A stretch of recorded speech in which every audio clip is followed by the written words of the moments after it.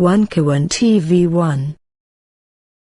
Baik, saudara-saudara sekalian pemirsa yang dimanapun berada di Merauke, Papua, dan Jakarta dan seluruh Nusantara.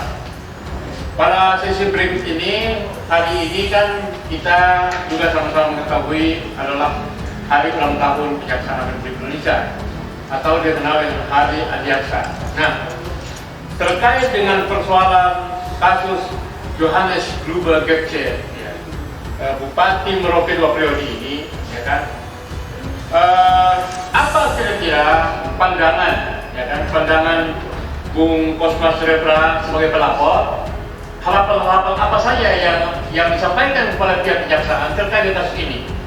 Silakan. Baik, terima kasih.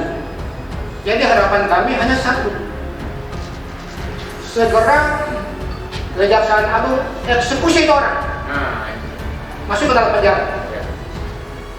Semua orang sama di mata hukum, dan saya akan ikut terus. Besok saya datang ke Kejaksaan Agung lagi untuk mempertanyakan. Tidak ada jalan lain, eksekusi, kasih masuk dalam penjara supaya dia harus bertanggung jawab secara hukum. Itu harapan saya. Itu poin utamanya di situ. Poin utama di situ. Karena kan berkeliaran terus orang ini. Jika tidak segera ini, tidak segera dieksekusi, apa kira-kira sebagai pelapor apa yang bisa kita lakukan? Kami tetap berupaya terus. Ada cara untuk kita lakukan menekan terus, Pak. Kami datangi DPR, datangi Pak Kapolri dan seluruh orang di negeri ini untuk harus dieksekusi. Karena memang tidak ada jalan lain lagi. Beliau melari ke manapun tidak bisa, mau melindungi siapapun tidak bisa. Negara ini negara hukum. Jadi saya pastikan, Pak, saya berjuang sampai harus orang ini dieksekusi. Apapun tantangan, apapun hambatannya, hukum harus kita tegakkan, Pak. Bulan langit rondu, Pak. Biar orang-orang semua ribut pun, Pak. Tapi jodoh desa harus dieksekusi. Itu menurut saya, harapan saya, dan mudah-mudahan ini menjadi harapan seluruh anak negeri ini yang cintai kebenaran dan keadilan. Baik. Kalau membandingkan kasus ini dengan kasus Lukas NMB yang ditangani, di mana kira-kira? Iya, saya juga masuk dalam tim hukum Pak Lukas. Saya merasakan betul bahwa ada perbedaan. Pak Lukas klien saya yang sakit saja, dalam keadaan sakit, hari ini pun masih di rumah sakit Kota Subrot. Masih menjalani, Tapi masih menderita tahapan, bahkan ditahan, bersidang dalam keadaan sakit. Lalu, bagaimana ya? Bapak yang sakit ini, putusan sudah ingkrah, sudah terpidana, masuk penjara. Kalau sekarang bebas kemana-mana. Itu yang harus kita tekan, Pak. Harus kita, dan saya ikut terus, Pak. Saya orang tidak pernah takut. Kebenaran di atas segala-galanya. Bagaimana tanggapan Bung Rebra terhadap pernyataan Menko Polhukam terkait dengan kasus Gepce? Iya, maka saya sebenarnya kalau surat audiens kita sudah masuk itu, harapan kita harus ketemu beliau. Kan surat saya itu kan permohonan audiens. Berarti mereka harus menjawab kita, audiens kamu terima atau tidak. Bukan saya bikin laporan pengaduan. Kalau laporan pengaduan baru Anda proses. Kan itu. Ada nggak kesan seolah-olah ini Menko Polhukam yang melindungi? Saya membaca itu. Nah, kenapa kami di Kejaksaan Agung itu audiens diterima? Ya kan, Pak? Surat kami audiens dengan Jampis diterima. Kenapa Menko tidak diterima? Itu masalahnya. Tapi bagi kita tetap mendorong ini. Siapapun dari Republik ini boleh menuduh siapapun. Hukum di atas segala-galanya. Saya berjalan di atas hukum. Saya tidak pernah takut. Saya tidak pernah takut. Maka saya bilang buat teman-teman kita, tetap kita fight. Saya ikuti terus, Pak, sampai tuntas. Itu menjadi tekad dalam dunia profesi saya. saya pastikan itu sampai selesai. Gitu. Nah sekarang kan persoalannya kan juga dikeluhkan bahwa kok ini beliau ini bisa diterima oleh wakil presiden. Nah ini kan dalam persoalan birokrasi kita ini adalah waktu di sini, wakil presiden. Ini kan juga bagaimana kira-kira sebagai praktisi hukum dalam memandang persoalan seperti ini? Begini Pak, saya kira data koruptor, apalagi kepala daerah, menteri, itu data itu terbuka untuk seluruh orang Pak. Pasti ada di kementerian, pasti ada di Wapres, pasti ada di istana Pak. Karena itu kan menjadi sorotan. Ya, betul. Ya kan Pak? Ya. Korupsi musuh bersama. Pak orang udah tahu. Bukan mana korupsi nih? Masuk, oh di Wapres. Oh ini orangnya. Pak siapa korupsi nih? Oh ini orangnya. Kan orangnya bisa lolos. Ya kan Pak? Ini masalah sebenarnya. Maka kami tetap ikuti terus. Teman-teman seluruh pencipta kebenaran dan keadilan, percaya saya pastikan saya berjuang sampai tuntas. Abang jadi saksi sampai tuntas. Ya, itu perlu kita apresiasi. Nah, tanggapan Bung Kosma terhadap misalnya bisa Wapres bisa ketemu, kemudian Menko Polhukam bisa bertemu. Ini bagaimana kalau dalam konteks hukumnya? Perspektif hukumnya seperti apa? Ini kan sudah orang ini terpidana. Iya, memang orang sudah terpidana, ya kan sudah misalnya sebenarnya kan ada batasan-batasan tidak menerima orang begitu kan. Apa kira-kira apa yang membuat sehingga beliau bisa ketemu Wapres? Kan itu kan Wapres itu kan punya birokrasi yang luar biasa, ya kan? Begitu juga dengan Menko Polhukam. Kok bisa lolos itu? Iya, saya ikuti terus. Mudah-mudahan pertemuan kita dengan Menko Polhukam nanti saya akan pertanyakan ini. Karena kan pasti kita akan dipanggil lagi, pelapor akan dipanggil lagi oleh Menko Polhukam setelah menerima jawaban dari Jampinus. Pada saat itu baru saya tunjukkan ke beliau. Bapak, Pak Menteri, foto ini? Oh pasti Pak. Rekayasa bukan? Dan Bapak pernah ketemu orang ini? Bapak tahu atau tidak sudah terpidana ini? Saya sampaikan. Dan ini saya bicara fakta. Pasti satu-satu ketika menjawab surat kita Pak, saya pertanyakan. Karena ini fakta yang sudah beredar di lapangan. Ya baik. Itu memang ini kan menjadi keanehan dan keganjilan, ya, sesuai dengan pembahasan kita dari 1 jam pertama tadi. Ini Gepsi ini sudah terpidana 10 tahun, ya kan, hukumnya sampai 7 tahun pun dijalani, tidak ada eksekusi, bahkan leluasa bertemu dengan sejumlah petinggi negara, baik tingkat wakil presiden maupun Menko Polhukam. Nah, jadi apa himbauan atau pesan-pesan Bung Kosma terhadap Pak birokrasi dan juga pihak kejaksaan dalam persoalan dalam kasus khususnya kasus ini? Saya mengharapkan sungguh dan mendesak kepada Kejaksaan Agung untuk segera eksekusi. Dan himbauan saya juga pada terpidana Pak John luar biasa. Datang dan laksanakan putusan eksekusi. Bapak mau lari kemanapun, mau siapa bentengi pun, itu Bapak harus susah. Lebih baik datang, laksanakan putusan, serahkan diri, masuk penjara. Itu saja. Karena tidak bisa mau lari kemana pun. Secara pribadi, Bapak pernah dekat. Kira-kira apa kesan yang paling mendalam yang perlu dititipkan ke beliau supaya beliau ini dengan kooperatif, ya, datang, kan enak toh?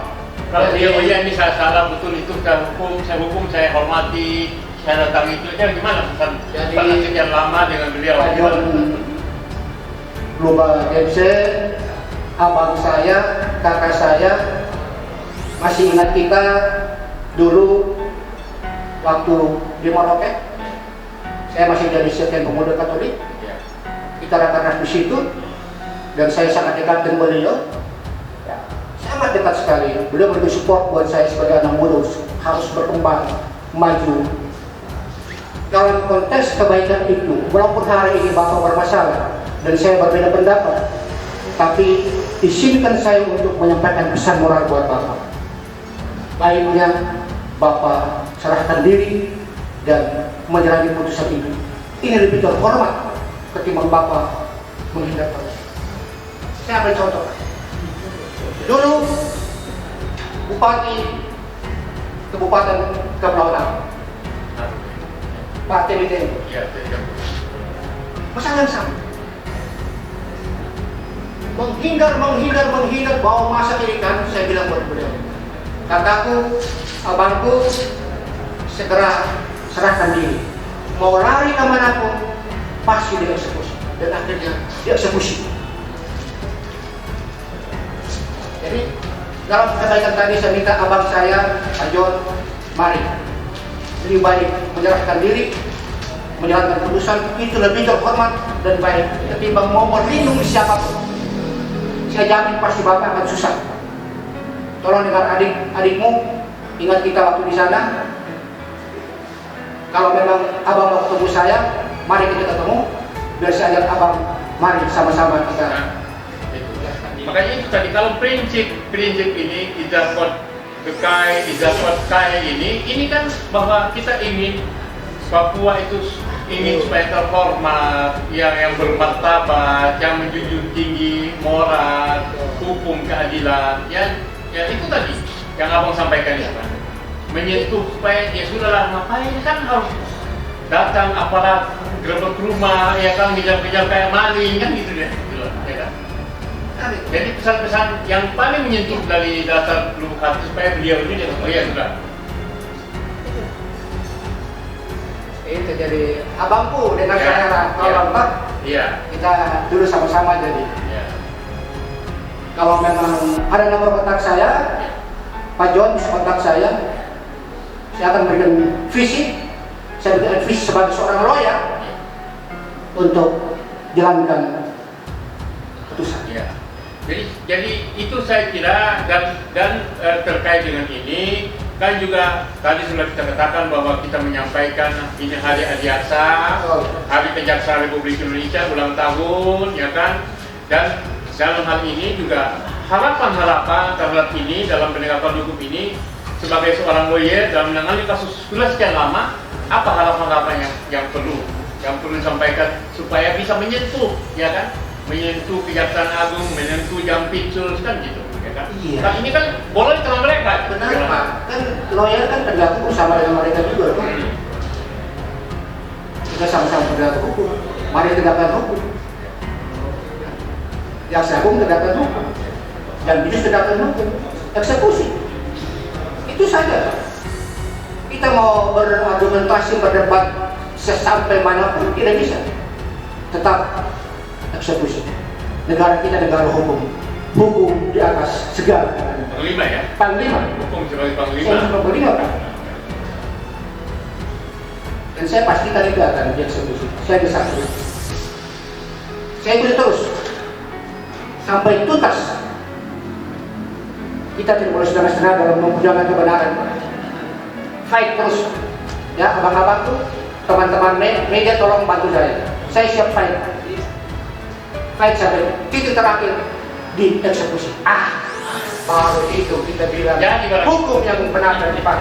Itu harus kita aja. Ya, oke, saya kira itu aman. Ya, tapi kemudian ini pesan juga katanya di situ nanti kalau dieksekusi ada masyarakat di sana ngamuk atau apa. Kira-kira secara psikologi terhadap teman-temannya di Merauke atau ketua-ketua di sana gimana kira-kira?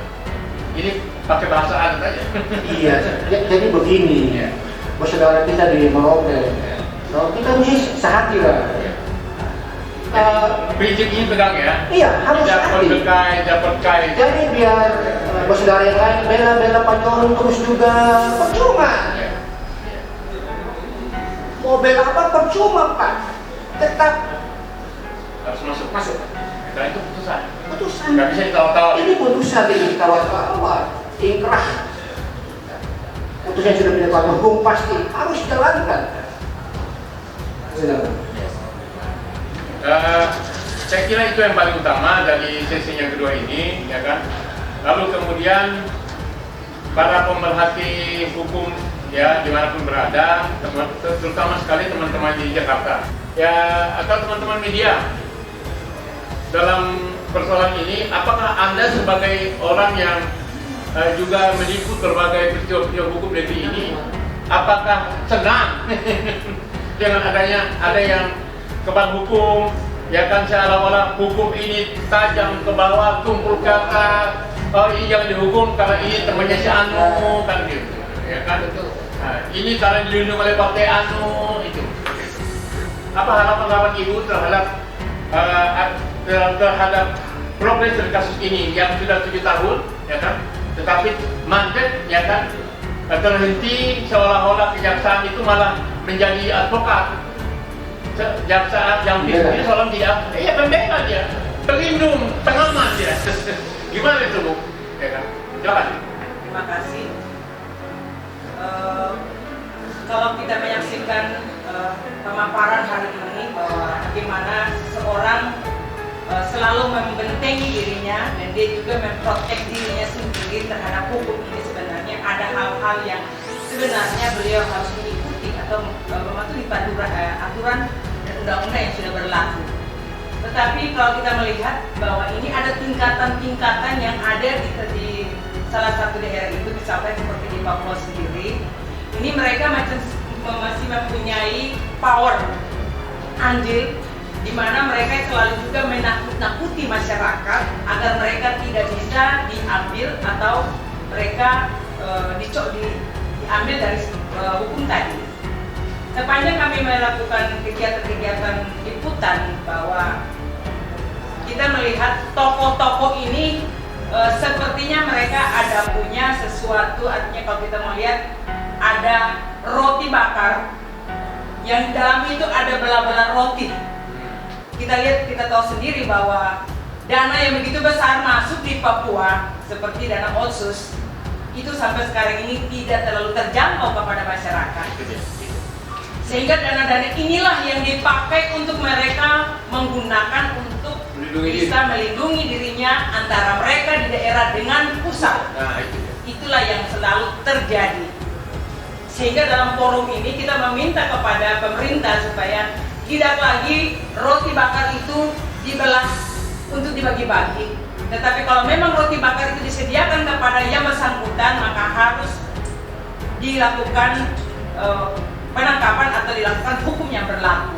Ini yang kami sangat mengharapkan. Artinya selaku masyarakat mengawal demokrasi ini agar bisa terjadi atau bisa juga dilakukan, sehingga dengan persoalan-persoalan yang tadi sudah dibahas ini benar-benar dilakukan eksekusi untuk tidak menjadi presiden buruk di khususnya di setiap daerah, tetapi lebih khusus adalah di Papua sendiri. Terima kasih. Ya, baik. Memang kalau kita melihat ini ya kumpul masyarakat. Kalau kita melihat sebetulnya kalau ini kan publik tidak tahu nih. Artinya publik hanya tahu Papua hari ini punya kasus Lukas LMB, kemudian Bupati, ya kan, yang itu siapa namanya, Ham Bagai itu, lalu ini tersentuh. Nah, barangkali selama ini kasus ini kan belum terekspos, atau bagaimana kira-kira, sehingga makanya kan masa iya sih sekelas Wapres dan Menko Polhukam nggak tahu itu masalahnya. Memang itu juga menjadi pertanyaan saya ya. Karena tidak mungkin orang tidak tahu bahwa yang bersangkutan sudah terpidana. Atau orang-orang di sekitar staf-stafnya Wapres, staf-stafnya Menko Polhukam membentengi ini karena ada sesuatu di situ. Nah, itu yang kita telusuri, Pak. Nah, itu dia. Kalau memang ada barang di situ ya pasti resiko, Pak. Pasti barang itu. Barang siapa melindungi terpidana, ada sanksinya juga. Nah, itu dia. Kalau dia tahu bahwa orang yang terpidana korupsi dan dia dilindungi, ada sanksi. Ada sanksi hukumnya. Nah, sekarang sudah terpidana, tapi dengan lenggang kampung bisa ketemu Wapres, ketemu Menko Polhukam. Ini gila ini. Pertanyaan mendasar yang harus kita jawab bersama. Itu dia tadi. Ya. Nah, jadi teman-teman semua, Pak pemirsa dimanapun berada, ini salah satu persoalan hukum, ya kan, yang sampai hari ini juga akan menjadi keresahan, ya kan, menjadi keresahan kita semua, saya termasuk dan teman-teman juga di Jakarta, dimanapun berada, melihat bahwa ada ketidakadilan, ya kan, ada yang kebal hukum, ada yang seolah-olah dilindungi, kan gitu kan. Dan seperti Ibu bilang tadi, dana otsus itu seolah-olah roti bakar, ya kan, yang kecil-kecilin bagi-bagi dan gunakan untuk melindungi itu bisa terjadi seperti itu. Asumsi. Kan? Meskipun itu asumsi, tapi kalau fakta yang seperti ini bisa benar kalau itu kan. Gitu loh. Kalau tidak mungkin ada orang kuat yang melindungi, kalau tidak akan mungkin ada upeti besar, nah itu masih terjadi seperti itu. Masa iya sih? Kok bisa leluasa? Seakan-akan dia jatuh hukum, kan gitu ya kan? Pejabat itu sudah mantan jatuh hukum. Nah itu. Kalau kali apa? Kira-kira komentar sedikit. Ketika proses ini berjalan, Ya. dan eksekusi akan terjadi, maka orang menangi ke belakang. Hambatannya di mana? Hambatannya di mana? Dan kalau ada hambatan, maka akan ya orang-orang yang bertopong-topongnya bermain melindungi yang apa pasti akan ditunda. Kan Presiden ngomong tadi, bukan kita bicara lembaga kejaksaan, tapi ada oknum-oknum kejaksaan yang bermain dalam proses penegakan hukum tidak hanya dibebaskan. Ini kita berhadapan dengan kondisi saat ini, ya kan? Ya, makanya itu Bung, saya juga heran ya. Masa selevel pejabat tinggi dan Menko itu sampai tidak tahu barang ini, ya kan, sehingga dia bisa, ini kan memalukan namanya, sangat memalukan ini. Ini kalau kita tunjukkan foto ini ke beliau bisa pingsan.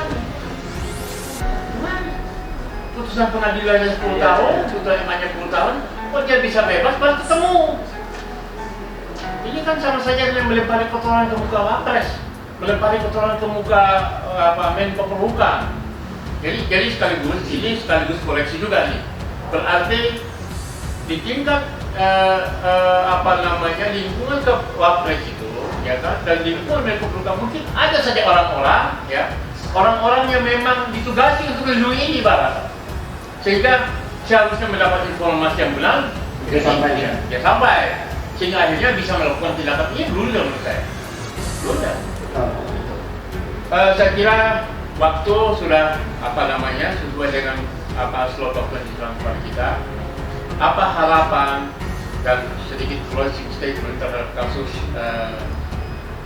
John ini, ya kan, Yohanes ini, sehingga kita ingin melihat bahwa minggu depan ini atau 1-2 hari ke depan ini apa tindakan konkret dari pihak Kejaksaan Agung dalam persoalan ini, ya kan? Kalaupun ini tidak melama-lama juga,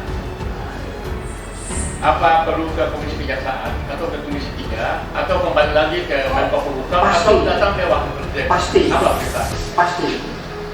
Jadi intinya segera Kejaksaan Agung eksekusi. Tanpa tawar-menawar. Tanpa tawar-menawar, tanpa banyak pertimbangan, hukum harus tegakkan melalui turun. Kalau berlama-lama, kami akan melangkah lebih jauh lagi, mendatangi DPR, meminta dukungan dan berbagai pihak yang bisa membantu kami dalam menegakkan kebenaran dan keadilan.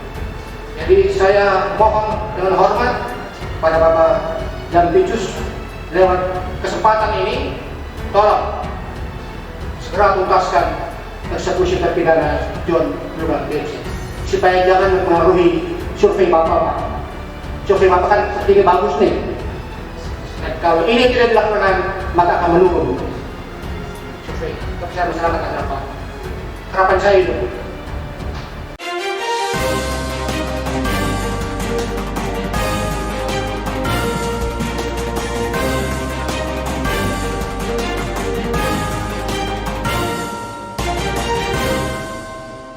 One Kawan TV 1